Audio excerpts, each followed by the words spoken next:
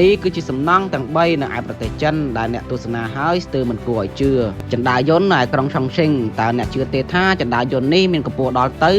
452ម៉ែត្រនេះគឺជាចន្ទាយន្តវ៉ាងដេសនៅឯទីក្រុងឆុងឈិងវាជួយបដូរការធ្វើដំណើរដែលត្រូវដើរឡើងភ្នំរយៈពេល1ម៉ោងមកត្រឹមតែ20នាទីតែប៉ុណ្ណោះដោយនាំអ្នកពីមាត់ទន្លេឡើងទៅកាន់កំពូលភ្នំដែលមានទីក្រុងយ៉ាងស្រស់ស្អាតផ្លូវ highway នៅលើអាកាសបន្តមកបើផ្លូវ highway នៅខេត្តសីហានវិញម្ដងនេះជាផ្លូវតភ្ជាប់ពីឆុងដូទៅម៉ាយ៉ាងដែលមើលទៅដូចជាខ្សែក្រវ៉ាត់ជាក់ព័ទ្ធជុំវិញភ្នំវាជាបណ្ដាញផ្លូវខ្វាត់ខ្វែងដ៏ស្មុគស្មាញបំផុតដែលបង្ហាញពីបច្ចេកទេសសាងសង់ដ៏អស្ចារ្យរបស់ចិនធ្វើឲ្យការធ្វើដំណើរឆ្លងកាត់ភ្នំលែងជាបញ្ហាទៀតហើយចុងក្រោយគឺផ្លូវមរណៈគឺជាផ្លូវភ្នំឆាងឈៀទៅក្រុងឆុងឈិងជាមួយនឹងកម្ពស់ជិត1000ម៉ែត្រនិងផ្លូវបត់បែនដោយអក្សរសិទ្ធិយ៉ាងគ្រោះថ្នាក់ផ្លូវនេះមិនមែនសម្រាប់អ្នកដែលខ្លាចខ្ពស់នោះទេព្រោះរកការបត់ម្ដងគឺជាការប្រថុយប្រឋាននិងទាមទារការបដោតអារម្មណ៍ខ្ពស់បំផុត